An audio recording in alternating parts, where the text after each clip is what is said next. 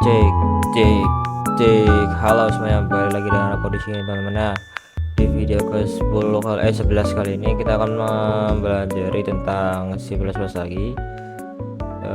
Tapi kita naik ke level ketiga teman-teman. Nah, jadi di sini adalah if, else dan logika boolean pertama. Yang kedua itu looping for, while, do while, dan iterasi array. Yang ketiga itu latihan program, rata-rata nilai, dan tabel perkalian. Lalu ada perbedaan parameter by copy dan by reference. Lalu ada prototype, fungsi dengan contoh. Lalu pemisahan berkas HPP dan CPP. Lalu ada program modular sederhana. Yang pertama kita if, else, dan logika boolean. Percepiongan mengarahkan alur program berdasarkan kondisi. Rantai if, else mengevaluasikan kondisi dari yang paling spesifik hingga default. Sementara tipe bool menyimpan hasil logika untuk dipakai ulang. Konsep utama ini setiap blok if dievaluasikan secara berurutan sampai kondisi terpenuhi. Lalu kedua itu else menangani semua kemungkinan yang tidak masuk dalam kondisi sebelumnya. Lalu ekspresi perbandingan mengembalikan nilai bulan sehingga bisa disimpan di variabel. Nah, di sini adalah contoh dari if-nya, if, else if, lalu else if lagi, ada else, lalu boolnya lulus.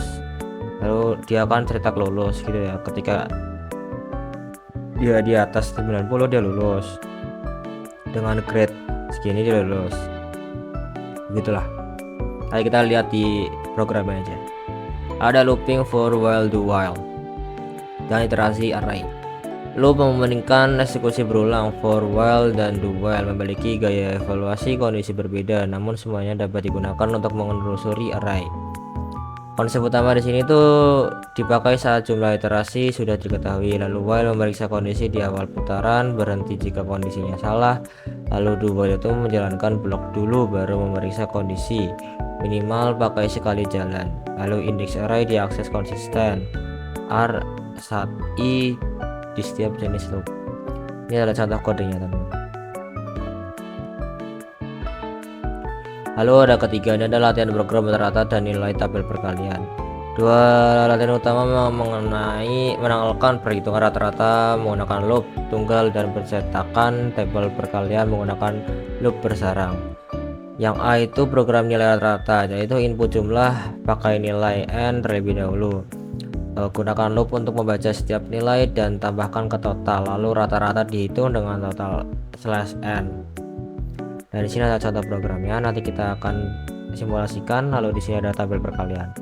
Yang B, dua loop bersarang menampilkan tabel n lebih dari dan kurang dari n. Loop luar menentukan faktor pertama, loop dalam menggali dengan faktor kedua. Lalu /t itu dipakai supaya kolom rapi. Ini adalah contoh dari programnya. Lalu keempat itu ada perbedaan parameter by copy dan by reference. Cara fungsi menerima parameter mempengaruhi apakah perubahan di dalam fungsi terlihat di luar.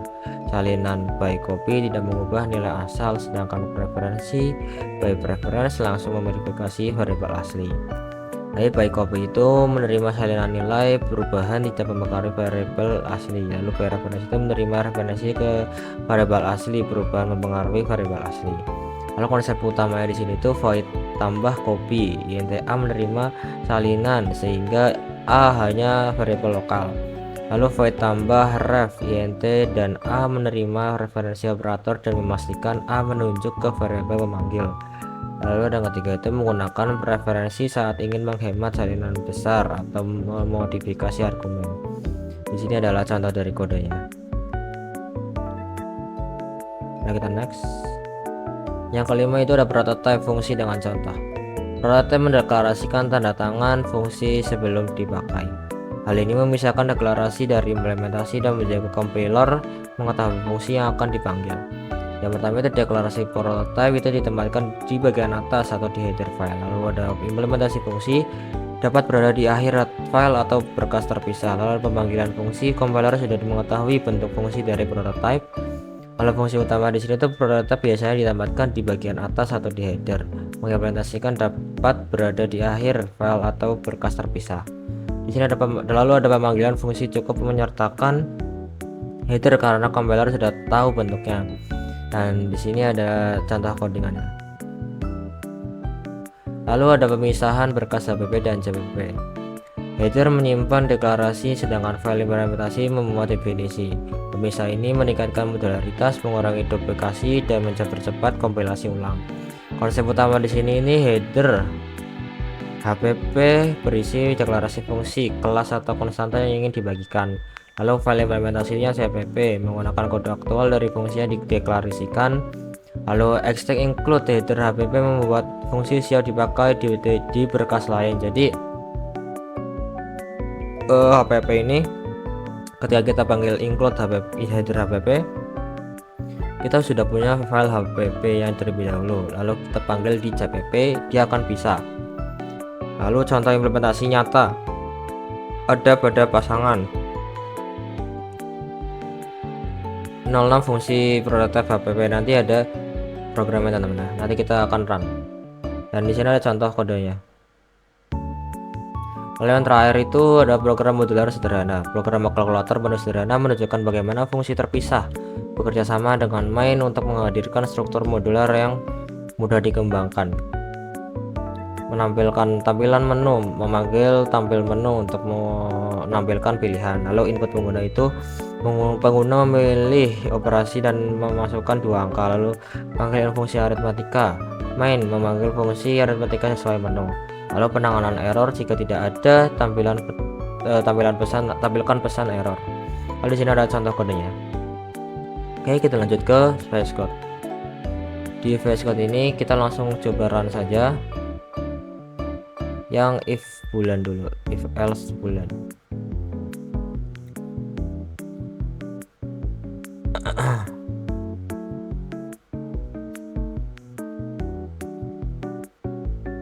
Nah, di sini kita akan memasukkan nilai 12. Nah, dia akan tidak lulus karena di sini nilainya 12 itu di bawah dari grade D, grade C. Jadi dia akan langsung ke D. Coba kita masukkan 100, dia akan grade A dan lulus. Lalu kedua itu adalah look for while do. Nah, di sini dia karena kita sudah masukkan array-nya itu ada 5 1 2 3 4 5, dan di sini int i sama dengan 0, 1 kurang dari 5, dia akan menampilkan sampai 5 semuanya teman-teman. Lalu yang ketiga itu ada latihan rata-rata. Jadi sini rata-rata. Kita coba run, jumlah nilai 80, 90. Kebanyakan dong. Ulang. Jumlah nilai salah. Kita run lagi. Jumlah nilai 2. 3 deh, 3. Nilai ke 1 88, 78, 98. Nah, jadi rata-rata itu 88. Jadi gitu. Ada tabel perkalian. Tampilan tabel perkalian hingga 3 aja. Nah, di sini akan muncul tabel dari perkalian 3 teman-teman. Lalu di sini ada parameter copy reference, by reference. Nah, di sini setelah pas by copy 5, lalu setelah by reference 15, karena di sini kita masukkan x nya itu 5 teman-teman. Lalu di atas ini void tambah copy itu plus sama dengan 10. Ketika by referensi itu A plus sama dengan 10 juga. Jadi kita masukkan x nya 5, jadi di sini jadi 15 gitu. Fungsi prototype. Nah, di sini kita kan sudah masukkan nih fungsi prototype HPP. Nah, dia akan bisa teman-teman, dia akan masuk ke sini. Bentar teman-teman. Cara ini dulu. Salah. Yang ke-6 ini caranya itu cara di sini. Lalu kita di sini ada kodenya teman-teman ya. Kita langsung copy dulu kita paste di sini. Nah, cara mengeran programnya itu dengan cara ini, /program. Nah, di sini langsung muncul 42 karena 6 kali 7 itu 42 ya. Lalu program yang ke-7 kita sama seperti tadi, kita copy di bawah sini, kita run dulu. Ketika sudah di run, kita paste di sini, lalu kita paste ini lagi.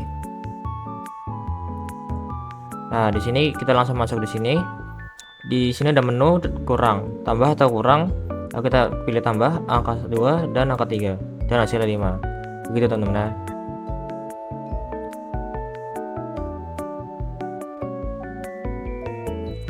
Oke teman-teman, itu saja video dari aku.